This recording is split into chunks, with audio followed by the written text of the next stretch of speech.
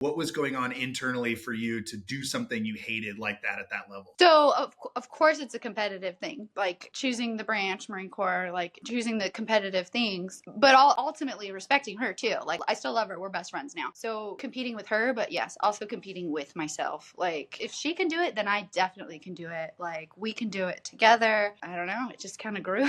Did you grow to enjoy it like immediately after finishing that 50 mile? No, at first I had 5 blisters on one foot, one blister under another blister. It's funny because I think she took like third female on that. And I was like, how was that? She's like, oh my God, it was so fun. I'm like, that was fun? That was fun for you? Because that was not fun for me. And then I trained better the next time. And then I'm like, okay, like I see this. I'm like, I'll do 50s. And then I jumped right into 100. It was terrible. And then I did that 100 again and I took third female. And I was like, okay, I'm kind of into this.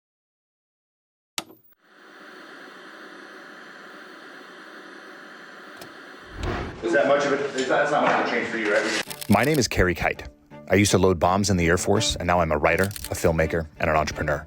Through using the post 9/11 GI Bill to go to college, working hourly jobs to pay the bills, and freelancing my way into a career, I've studied what it takes to successfully transition from service to civilian, and that study has become a conversation. On this podcast, I speak to other veterans, successful artists and entrepreneurs about their transition, what they did well, where they failed, what they learned, and most importantly, how they applied their skills. Episode 140 continues our series with Team RWB and the Old Glory Ultra Relay, featuring Lindsay Kasow, Marine Corps veteran and Ultrarunner. We spoke about getting into running even though you don't like it, finding success, and enjoying the community along the way. Welcome. This is Veteran Made. Our merch store is live at store.veteranmadeproductions.com. Grab hats, t-shirts, and hoodies in both performance and tri-blend cotton fabrics. Use code VM-5OFF for 5% off your purchase. Veteran Made is also sponsored by GoPills, a military-grade nootropic that contributes to brain health over time. Use code VM15 at checkout for 15% off. I get my collagen protein from Bubs Naturals, where you can use code VETERANMADE, all one word, at checkout for 20% off your order. We are also proud to partner with True Made Foods, which makes condiments free from added sugar and sweetened with real foods. Use code VET at checkout for 15% off. We love socks in this house. I get my wife new socks every Christmas. More importantly, we love American-grown and made socks. Use code VETERANMADE15 at rucksocks.com for 15% off. And lastly, I end my day with Rack Out from Bravo Actual to maintain quality sleep, resulting in a well-rested body and mind. Use code VETERANMADE with a space between the words at checkout for 15% off your order. Enjoy the episode. All right. We are live. Good afternoon from the great state of Ohio for me, and good morning from the great state of California for you, Lindsay Kasow. Great state. Welcome. Thank you for having me. Absolutely. Where in California are you? Temecula wine country. Right. Yeah, I live out in the boonies a little bit. So sometimes my address comes up as Hemet. Sometimes it comes up as Temecula, but definitely still Temecula. I don't claim Hemeth, but yeah. So before I moved to Columbus, Ohio, which is where I live now, I've obviously been around the world since, and we're now back in Columbus. I grew up in Fallbrook. So I moved from Fallbrook to Columbus for 8th grade and did high school and then enlisted out of here. So I know your area really, really well, and grew up out there before it was what it is now, which is all the wine country and all the growth that you guys have experienced out there. Yes. Fallbrook is known for their avocados, actually. So you're an avocado fan, but yeah. Yep. Delray Avocados, the avocado capital of the world. Yeah. I love it. Yeah. Was Pendleton big then, or? Yeah, like all my Pop Warner football, I mean, not all of them, but most of my Pop Warner football coaches were all Marines from Pendleton. So Fallbrook is like inland from Pendleton. So Pendleton goes to the coast, like Oceanside area, but then inland it goes to Fallbrook. So like the back gate of Pendleton, I grew up just a few minutes down the road from there. And yeah, we had like about half of our Pop Warner football practices were on base. So yeah, I went through the back gate of Pendleton like quite a bit as a kid. And it's funny because I didn't have ambition to be in the military. Like I didn't think the military was in my future. But then when I enlisted, I was in the Air Force and didn't interface with Marines a ton, but still did, a little bit. And then now getting out and hosting the podcast and talking to all these Marines that come on, it's like, yeah, Pendleton, it's funny. I had a significant portion of my life was spent on and around Camp Pendleton. And yeah, it's an interesting full circle moment. Isn't it crazy looking back? You're like, oh man, had I known what I knew then, like it's kind of crazy because you're like, wow, I kind of was destined to, serve in the military or whatever it was. Because you're like, oh, well, look how patriotic I was when I was younger, not realizing. But Yeah, yeah, exactly. Yeah, yeah. All those night practices on bait. Yeah, it was super, super fun. So yeah, love that area. We don't get back as much as I would like, but we get back occasionally. My wife her cousin got married in La Jolla last year, so we spent, we kind of went back, and it's always fun to go back to SoCal. Yeah. Yeah. Well, for those who don't know who you are, if you could give us just a brief primer on who you are and where and when you served, and then we'll jump into some running questions here as we dive into the Old Glory Ultra Relay. Well, my name is Lindsay Kasow. I served in the Marine Corps from 2009 to 2018. Most of my time was spent on Camp Pendleton, which is apparently where you were. And I was in the military police, CID, Criminal Investigation Division community. And then I got out and somehow stumbled into a life at Veterans Affairs and continue to serve with veterans now. Awesome. So one thing that I've been talking about with all the other runners is this idea of, fit for service, right? Like PT is a part of our life when we're in the military, regardless of MOS. Some of the higher speed MOSs and AFSCs and ratings obviously have different types of PT that's required, but everybody kind of has that baseline PT. So we all got a taste of long distance running, at least through boot camp, and then as we were annually testing. Distance running, though, let's be real. Well, that's the question, right? I think like in Air Force boot camp, I think you have to run 2 miles, and then Army the same. I thought it was like 1.5, 2 miles too. Yeah, 1.5 maybe. I don't know. I ended up going through selection in the Air Force, and I think ended up like we ran a 10K. I think was the like final test for that. So it's like that is long-ish distance, I guess. But for something like this, it doesn't like necessarily compare. So like, what was fitness like for you? PT like for you in the military? Did you start doing events like this? Did you get into marathons or 5Ks or 10Ks? Like, what was the journey like for you? So Marine Corps, obviously the PFT was 3 miles. So it was more than all the other branches didn't. But no, I hated running. I absolutely hated running. Ask anybody that that I was stationed with. I was like, no, not my thing. And then I want to say 2014, 2015-ish is about when I started getting, I saw one of my friends from high school. She had signed up for a 50 miler, and I'm like, she can do it. I can do it. And so I skipped all the other distances and jumped right into a 50. Probably not the brightest decision, but I'm like, go hard or go home. I did it. It was terrible. I was still on active duty, and I had told everybody that I was doing it, and they're like, how was it? I'm like, never again. Never, ever, ever, ever again. Nope, no, thank you.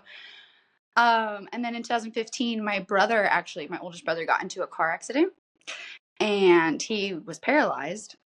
And afterwards, like throughout his recovery, he joined this like meetup.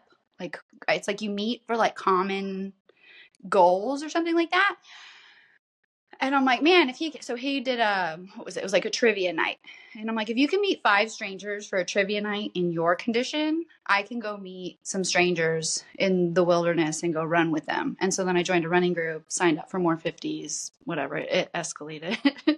But I'm like, probably not. Mine's a little bit more dangerous considering I'm in the wilderness running with strangers. But like, yeah. So that's kind of how it started. I hated it. I joined because I saw somebody else doing it, knowing I'm like, I could beat her. And then it just kind of escalated from there.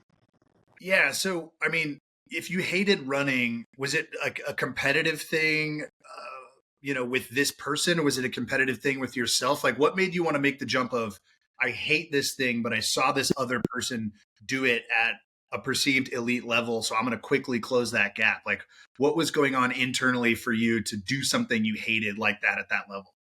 So, of course, it's a competitive thing, like choosing the branch, Marine Corps, like choosing the competitive things. But ultimately respecting her too. Like I still love her. We're best friends now.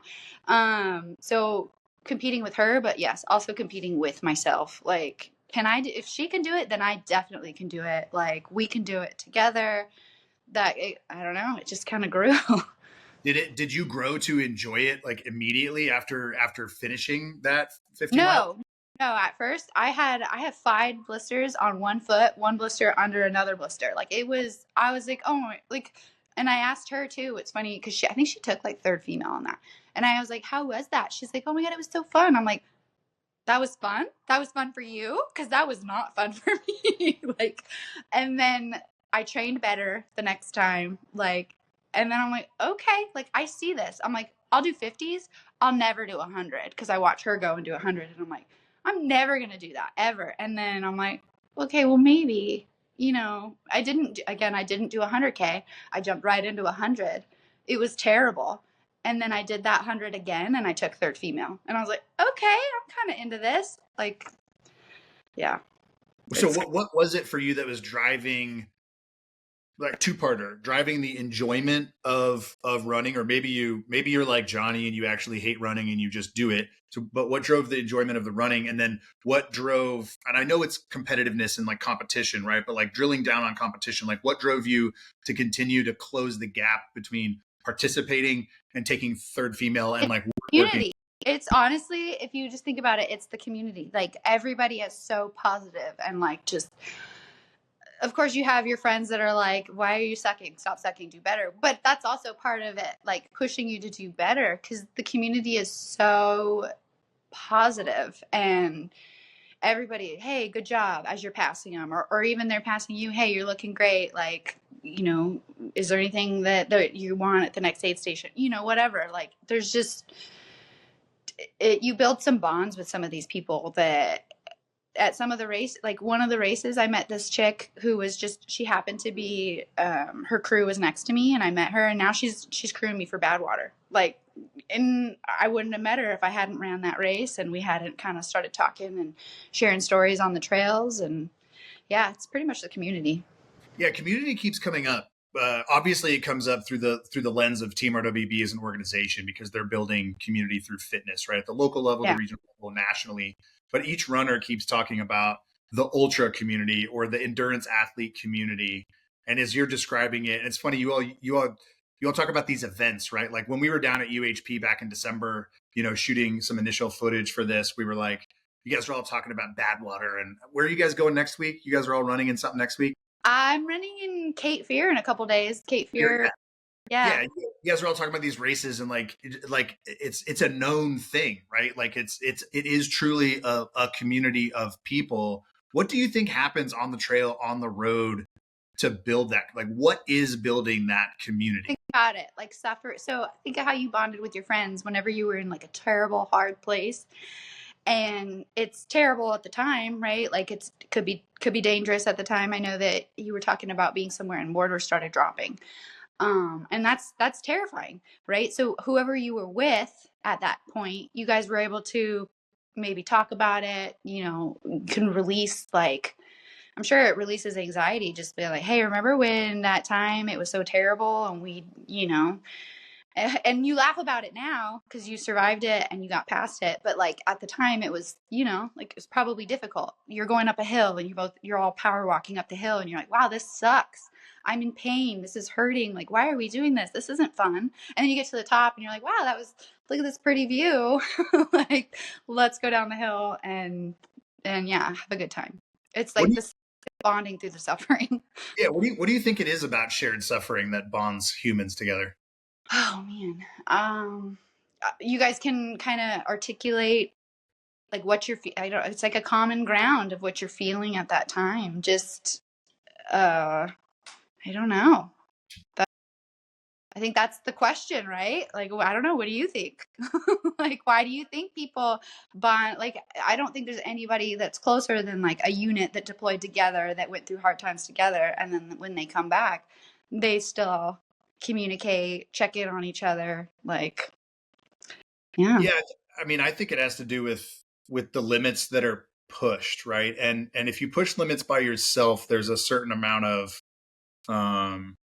positive feeling that comes from that. But like what you then miss is the positive like reinforcement between people, right? Like I even think about, there's this one time that my wife and I were on a houseboat with some friends in Lake Tahoe for like a birthday party. And it like turns out that one of the guys didn't know how to swim. And so he was like sitting around floating on a floaty. We were all jumping off, like doing stuff. And he was cool. He was sitting on a floaty, drinking a High Noon or White Claw, like whatever it was, you know, and we weren't like drinking heavily. We were all being responsible, just having some cocktails and stuff here and there. But like, then the water started to get choppy. And the guy who was captaining the boat, he used to be in the Coast Guard. So like he was able to captain the boat. And he's like, hey, everybody come back onto the boat. And so everybody just came back onto the boat, and like we all swam up and like got up, we're all drying off. And then all of a sudden this guy's girlfriend says, oh my gosh, he can't swim. And I look out and he's on his floaty and just like kind of pushed towards the rocks. And I looked around and like nobody else was going to do anything. So I dove in and went and swam out to him to try to pull him to shore or pull him back to the boat. But he was getting a little wild. And so the safest thing to do is actually pull him closer to the rocks, not to shore because it was cliffs. So it was like the rocks.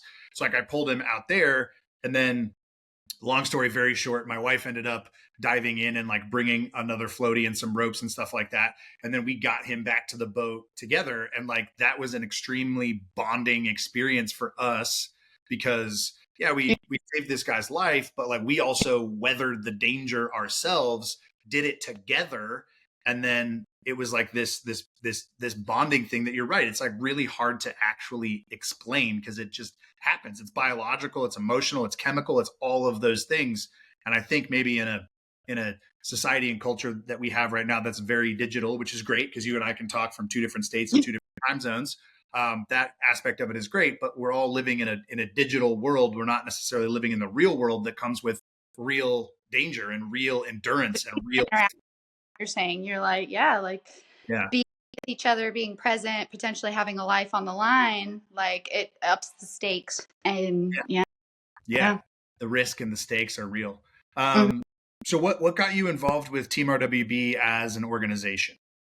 So I had never heard of Team RWB, actually. I heard friend through friend, grapevine. They're like, they had seen one of the things, hey, we're looking for, runners to run from A to Z, San Diego to Washington, DC, and veteran. And somebody's like, this sounds like Lindsay, doesn't it? Like, and then they showed me, and I'm like, yeah, that sounds like me. Let me apply. I mean, it'd be cool if I got selected. If not, cool.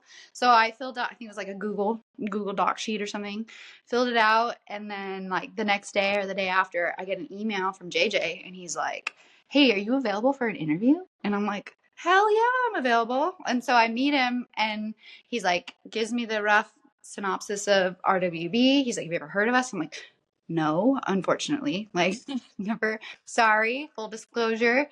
And then he's like, do you have any questions? And I'm like, I have a million, let me tell you.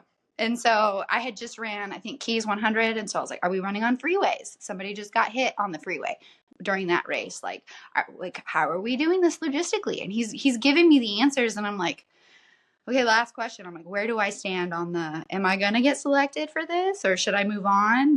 And he's like, you're about 90 here, but don't anticipate, maybe you'll be selected.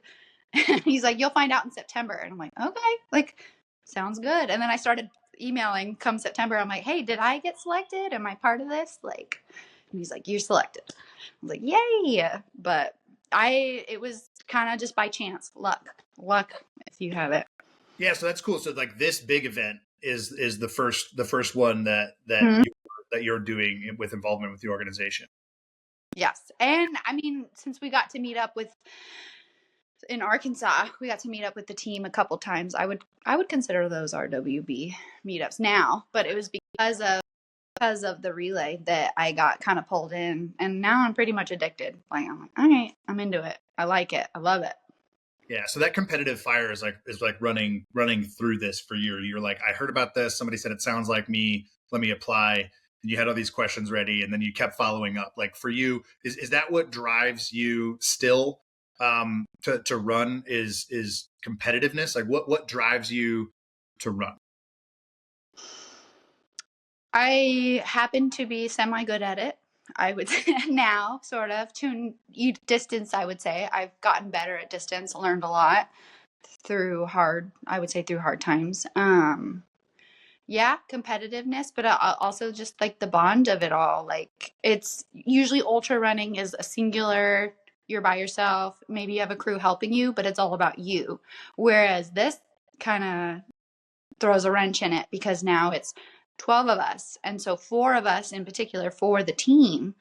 And so it's checking on our team like, hey, are you good? Are you good to do what you need to do so that I can do what I need to do? Like, so I like the challenge. I would say challenge is a big part of ultra running and this in particular, but also the camaraderie is kind of unbeatable. Yeah, sorry about that. Say more about the difference between this event and like a true ultra, because that came up with Johnny. Johnny talked about it, and he was saying like, hey, this isn't a real ultra. It's something different. It's not, This easy, but this is its own beast. So ultras. So if you're gonna go, I'm gonna go run 100 miles, right?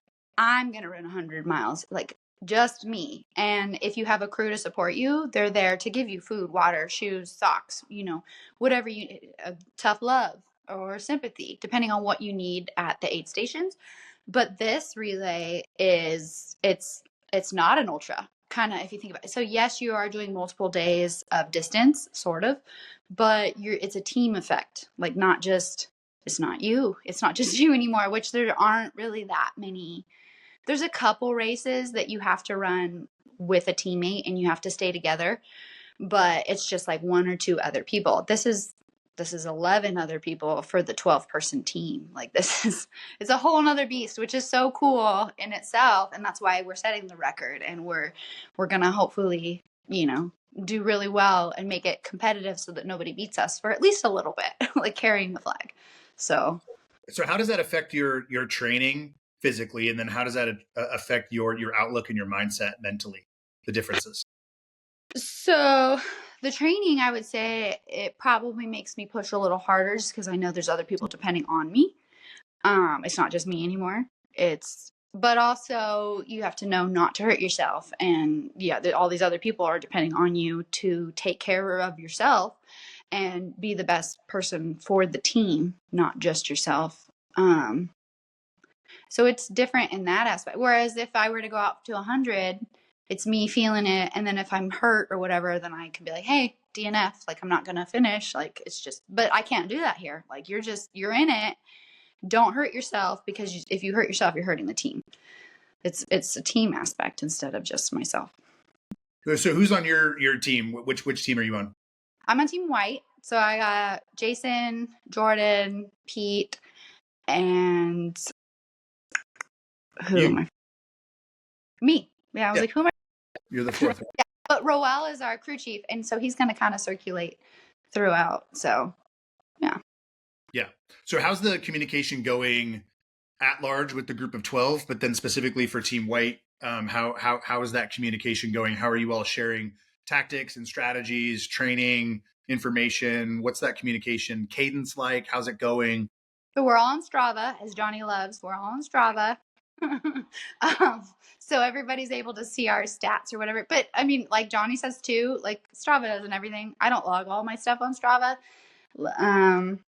We have a group chat that's just Team White, but then we have like a chat that's the whole team as well. And I'd say both of them are pretty active. Like we don't have to talk every day, but I'd say we all interact in different. I send Jordan gifs or memes or whatever they're called on Instagram all the time, and it's not always running. It's like Britney Spears. Like it's like crazy stuff, but yeah, just for fun, like just to get to know each other and like yeah.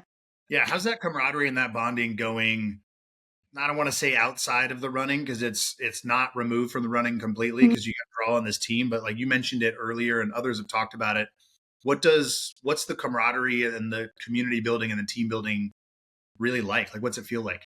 It's great. Like, I mean, I know Jordan did a 24-hour race thing, relay. I don't know what to call it. A 24-hour event to get money for Red, White, and Blue. And all of us in the chat, like in our group chat, we're like, you're doing great. Like it's an extra kind of bit of positive enforcement, I would say. And honestly, yeah, if you were to look through our group chat, I don't think you would be able to tell who's in which team, to be honest. Like it's all like all for one for all, really. Merry band of musketeers. I love it. Yeah, That's it. What are you looking forward to most about this event, and what's in the back of your mind that you're, I don't want to use the word worried, but I knew you were going to ask this question. What? Okay. So I've told at least my team, a lot of the places, if not almost like all the places that we're running through, I probably have never been. So to experience it running, like what's cooler than that? It's a whole new perspective of different ways to view like areas that you're going. So cool. Like that in itself is awesome. But I think I'm going to choose something like ice cream or like a burrito or like something in a particular area that can be offered across the states. And I'm going to start a list of which one has the best. So look for my Yelps of like best froyo I've ever had across the however many states, or like, you know, like that is like a small side gig of just to keep my mind off of running, but towards something positive. And what am I looking forward to least? Was that one? if you want to phrase it that way, what's the thing in the back of your mind that's like, I don't know, I'm worried about this? So I didn't tell my team. I'm like, so when I run hundreds, like I hated it at first of night running, but now I'm like all about night running because I'm like, catch that headlamp, and that's where I make my money to podium. Honestly, is where you catch them at night. But we're not going to have that chasing something at night. So I'm stoked about running at night, but also I'm kind of worried because I'm like, well, like this is usually when I'm sleeping. Like it's the complete opposite of my sleep schedule. But what's your shift? Shift is your team on? We're from 11 Pacific to 7 Pacific, like 11 p.m. to 7 a.m. So we're the graveyard crew. Team no sleep. Yeah. Great, because it's funny when Jason and I spoke on the podcast. What's that? He didn't know it yet at that time. Well, no, he didn't know it yet either. But one of the things that he talked about, like he doesn't listen to anything when he runs. He just listens to the pounding of his feet, which I think is so sweet. It's crazy. I'm not a runner. Like I don't do any of this stuff that you guys do. So I could just say it like that's wild to me. But also it's a 50 miler with no music, and it was by accident. I didn't, and by the time I finished it,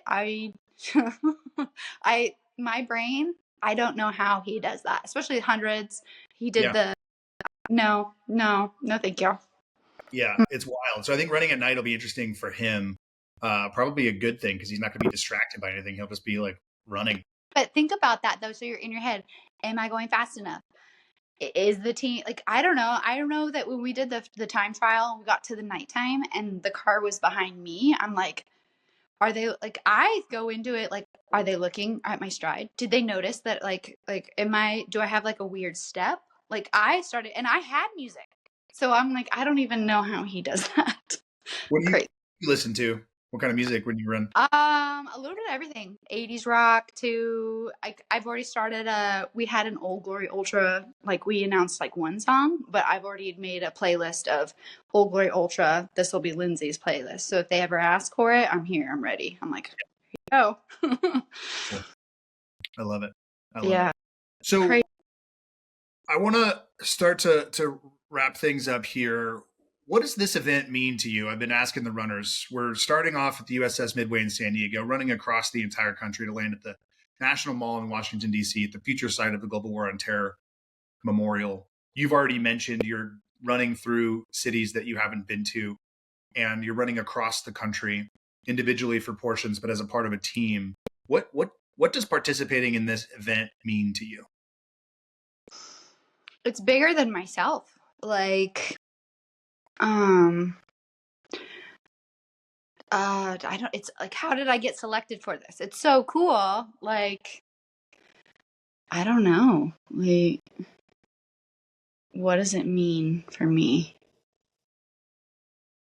Like, is it bad to say just a lot? Like, no, not at all. I mean, what your gut answer was right there was it's not just about you. And you talked about that earlier in the conversation, right? Like when you're running an ultra or a 50 or 100, it's just you.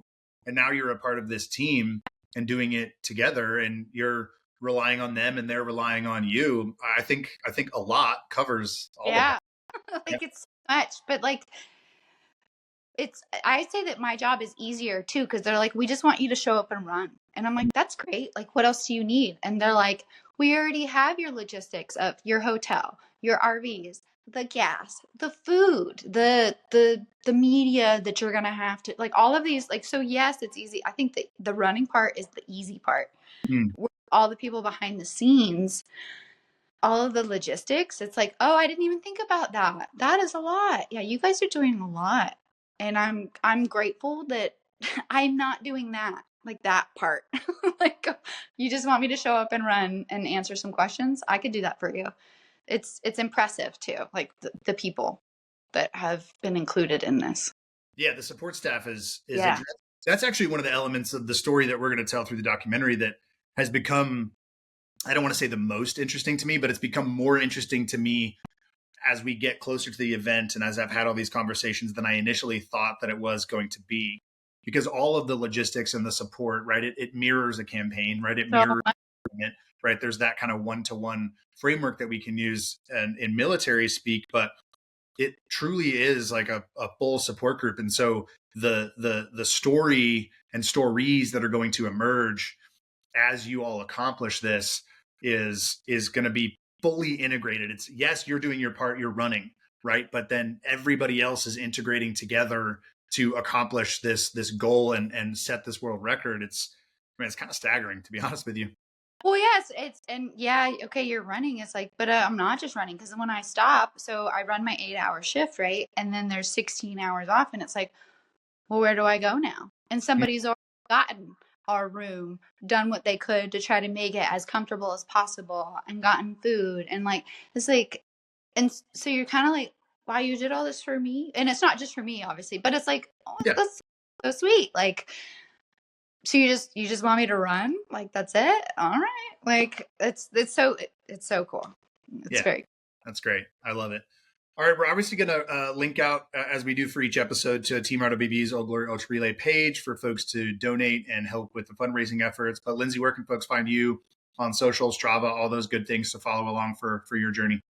So Strava's private, but like all of the lurk on all that. But like Instagram is LL Joe Bean, but most of it's on the red, white, and blue page, just like everybody else. Cool. Well, to end each episode of the podcast, Lindsay, I ask an open-ended question. What's on your heart and your mind for our community right now? Could be a piece of advice, something you want to get off your chest, or something you want to reiterate that we've talked about today. But Lindsay, what's on your heart? What's on your mind? I would say I'm just grateful. And practicing that, like when I'm running or through this, like when I ran my first 100, I was like, every mile, I'm going to pick something that I'm grateful for. Like, whether it be the support, the people sending me text messages, cheering me on, like the aid station, the wind that I'm feeling, because it's hot, and I'm so glad I don't have to go up that hill. Like, I'm just grateful to be a part of all of this, honestly. I love that. That's a great answer. Well, Lindsay, appreciate your time, appreciate your effort and your energy here. Looking forward to getting out on the road with you, telling the story. Yay, me too. All right, we'll see you. Bye.